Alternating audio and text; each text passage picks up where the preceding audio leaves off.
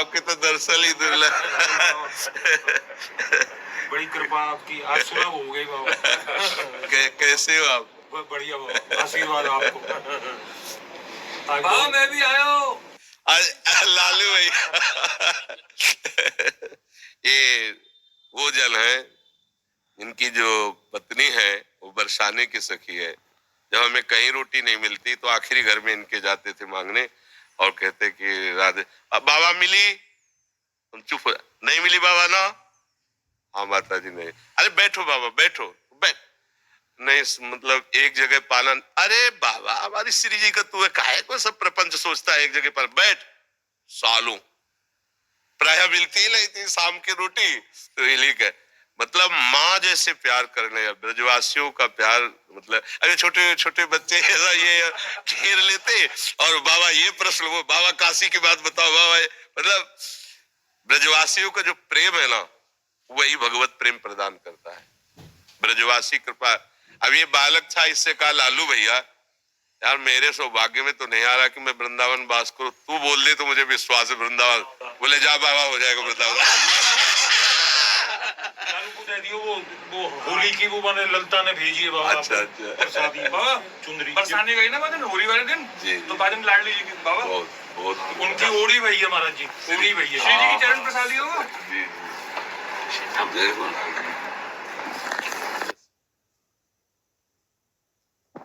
अब कौन प्रश्न कर रहा था? वो इनका दरअसल वेला तो एकदम पुराली याद आ गई कि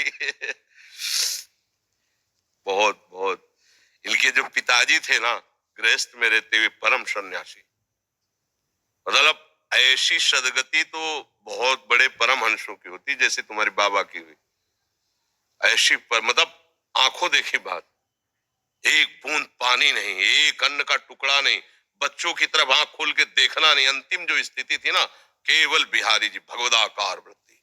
सर हमें लगता कई दिन तक ऐसी स्थिति रही कि उन्होंने पानी भी नहीं पिया। बरसाने बोले दर्शन करके आऊंगा, बरसाने से दर्शन करके जैसे ही घर आए बोले आज से मेरा अन्न बंद है, हाँ अन्न नहीं लूंगा, खाली दूध लूंगा और ठाकुर जी को चरणामृत। आखिरी दिनों में ऐसा सूख के शरीर, ऐसे जैसे योगियों का प्राण जाता है ना, ऐसे इनके बाबा बिल्कुल निरपेक्ष, ना बच्चा न बच्ची न बहू, किसी से कोई मतलब, गृहस्थ और जीवन भी सन्यासी जैसा। 4 बजे तड़के लंगोटी पहन करके यमुना किनारे भीषण सर्दी में जहाँ अच्छे अच्छे काप जाए इनके बाबा, ऐसे चिड़ियों को लब किया चला सब, कोई संत अगर प्रणाम कर दे तो तुम्हें तुम्हारे गुरु और इष्ट की कसम अगर प्रणाम किया ऐसे कहा, बिल्कुल इस सख्त। ये गृहस्थ जन नहीं है, ये ब्रजवासी भगवत स्वरूप है। मन की भाषा में जी आती है उनकी बाबा, मैं अपने मनी मन में आपने कभी कही नहीं, आज कह रहा हूँ बाबा चैन से रहो, चतुर भोजन करो, तुम्हें ठाकुर जी मिल जाए, जी बात कहते हो।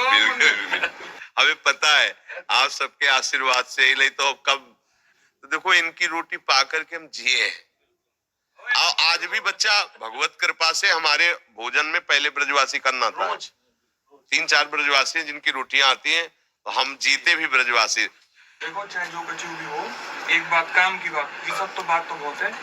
अब कोई दिन जब चिंतन में एकांत में बैठो तो एक बार बाबा श्री जी से ठाकुर जी से कह दियो कि तुम्हारा अधम बालक है, बाबा ध्यान रखियो। क्या ध्यान में कर रखना है उनको? बस ध्यान में जी रखियो बाबा कि हमारा जन्म व्यर्थ नहीं हुआ। वो तो पास है, वो तो व्यर्थ होला ही नहीं, ये तो पक्का। आप समझो जब आप खेलने खालने तो बड़े बड़े सिद्धों की चरण धूली पड़ी था तुम्हारा जन्म हुआ है, इस बात को तो भूल जाओ तुम, इस बात को भूल जाओ कि कोई गति या दुर्गति, ये किसी साधन वाला क्षेत्र नहीं है। भजन तो हुआ ना, उसकी चिंता भी मत करो, काहू के बल भजल को काहू के आचार, और ब्यास भरोसे कुंवर के सोवत पाव पसार।